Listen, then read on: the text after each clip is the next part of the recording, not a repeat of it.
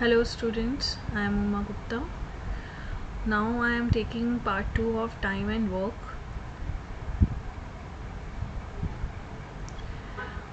In the previous slide we have discussed some types of questions. Now I am taking some more and these are one of the very important questions. देखो इसमें क्या होता है जो भी मैंने previously कराया था आपको.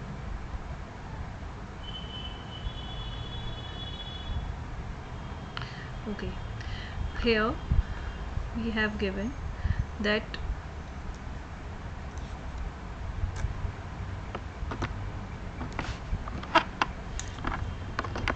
A completes a work in 15 days, B takes to complete the same work in 25 days. So how we will write it? मैं सेंटर में इनका LCM निकाल रही हूँ. A और B जो है, A 15 डेज़ में उस काम को करता है और B जो है वो 25 डेज़ में करता है. So the LCM of 15 and 25 is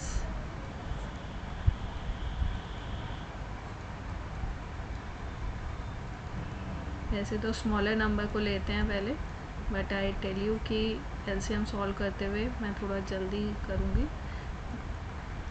ठीक है, 75 ये आ गया आपका टोटल वर्क. और एफिशिएंसी निकालेंगे तो एफिशिएंसी इसकी आई 3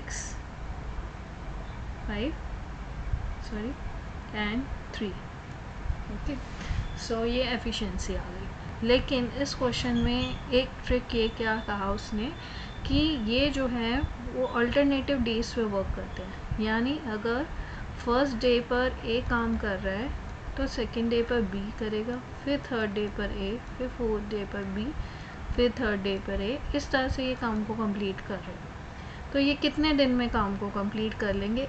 अगर इफ़ वर्क जो है वो स्टार्ट करे, यानी पहला दिन जो काम पे आया है वो ए आए, और दूसरा इसी का पार्ट है जिसमें मैंने ये लिया है कि अगर काम बी स्टार्ट करे, यानी पहले दिन बी, फिर ए, फिर बी, फिर A. Does it make any difference? देखिए दोनों का आंसर डिफरेंट आएगा. ठीक है, तो ये ध्यान रखना कि ऑल्टरनेटिव डेज वाले केस में किसको पहले काम स्टार्ट करने को बोला जा रहा है.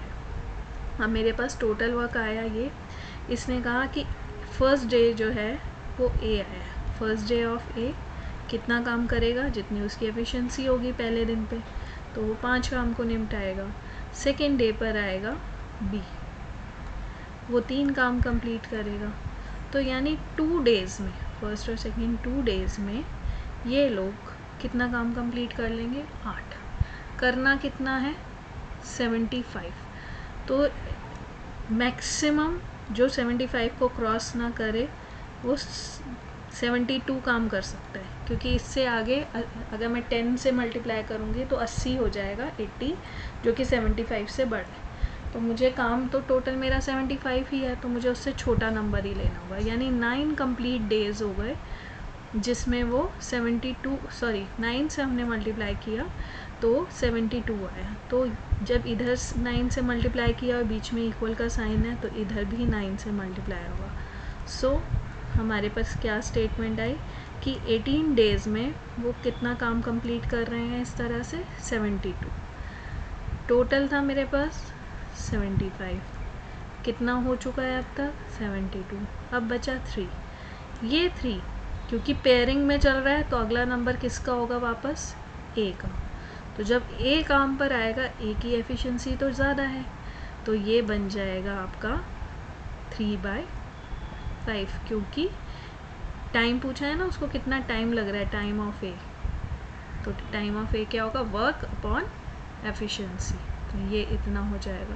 तो अगर मुझसे पूछा जाएगा कि कंप्लीट कितना करेंगे वर्क, तो ये 18 डेज़ प्लस 3/5, इसका आंसर ये आया. ठीक है, 18 डेज़ तो दोनों ने इस तरह से काम किया, और लास्ट का बचा हुआ 3 काम जो था 5 में से वो किसने किया? ए ने कंप्लीट किया. तो टोटल इतना टाइम लगा. अब यहीं सेम यही चीज़ रहेगी, लेकिन इस बारी फर्स्ट डे पर आ रहा है बी, यानी पहले दिन काम हुआ 3, और दूसरे दिन काम हुआ है 5 और 2 डेज़ में इनका काम सेम ही हुआ है। वही 9 से मल्टीप्लाई होगा 72 होगा, वही 9 से मल्टीप्लाई होगा 18 डेज़ आएगा। लेकिन अब ये जो बचा हुआ 3 काम है, ये इस बारी कौन कर रहा है? ये इस बारी बी कर रहा है। ठीक है, तो ये आया 1 कंप्लीट डे, एक पूरा दिन। तो अब टोटल कितना आ जाएगा? 18 डेज़ ये प्लस 1, 19 डेज़ में ये काम को पूरा करेगा। तो दोनों का आंसर डिफरेंट है, आप देख सकते हो किस तरह से करना है स्टेप बाय स्टेप। आप ये देख सकते हो फिक्स्ड फॉर्मेट्स होते हैं इस तरह के क्वेश्चंस के, इन्हें चेंज नहीं किया जाता, बस आपको पहचान करना होता है कि किस टाइप का क्वेश्चन है ये। आई होप ये भी आपको समझ आ गया होगा। अब इसमें जितने मैंने शॉर्टलिस्ट किए हैं टाइप्स, इससे कॉम्प्लिकेटेड वंस भी हैं, लेकिन बेसिक के लिए मैं यही कराऊंगी अभी। ठीक है, तो अगर इसमें और क्वेश्चंस आपको चाहिए तो आप प्लीज़ मुझे कमेंट बॉक्स में लिख कर बताइएगा। अब एक ये तरीके का क्वेश्चन देखिए, इसमें क्या डिफरेंस है? इसमें 3 पर्सन्स आ गए, यानी 3 के बारे में अब हमें इंफॉर्मेशन करनी है। तो कोई डिफरेंस नहीं होता, जैसे 2 के लिए करा है वैसे ही 3 के लिए भी करेंगे। बी 20 डेज, सी 30 डेज। ठीक है, इनका जो LCM आएगा दैट इज़ 60। मैं डायरेक्टली लिख रही हूँ, बार बार नहीं करनी। ठीक है, इसकी एफिशिएंसी 6 आई, इसकी 3 आई और इसकी 2 आई। ठीक, अब उसने कहा आफ्टर 2 डेज़, 2 दिन के बाद ए काम को छोड़ देता है। अगेन हमने वही वाला टाइप किया था, यहाँ तक तीनों काम कर रहे हैं और ये 2 दिन के बाद ये काम को छोड़ रहे हैं। यानी 2 दिन में ए ने कितना काम कंप्लीट करा होगा? Work completed by A in 2 days. तो ये हो गया 60।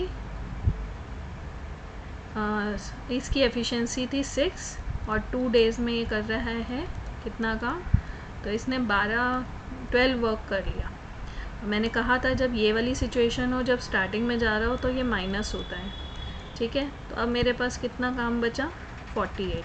और ये 48 किन दोनों ने मिलके किया होगा? बी और सी ने मिलके किया होगा। इनकी एफिशिएंसी क्या है? 3 और 2। तो टोटल एफिशिएंसी कितनी हो गई? ये बचा हुआ हमारा वर्क अपॉन एफिशिएंसी इज़ 5, और जब आप इसे डिवाइड करोगे तो ये आ जाएगा 9, 3/5 days। So this is the answer. कोई डिफरेंट नहीं है, चाहे आप 4 लोगों का निकालो, चाहे 2 लोगों का निकालो, 2 का मर्ज करके निकालो, 2 के पेयर में निकालो, ये सब आप पर डिपेंड करता है। ठीक है, तो क्वेश्चन को कैसे भी घुमा दे, लेकिन अगर आपको मेथड आता है, मेथड क्लियर है, तो आप कर सकते हो हर तरह का question. That's it for today. I hope you like this. I will come with some more questions, topics from CTET and CBT. Thank you so much. Have a nice day.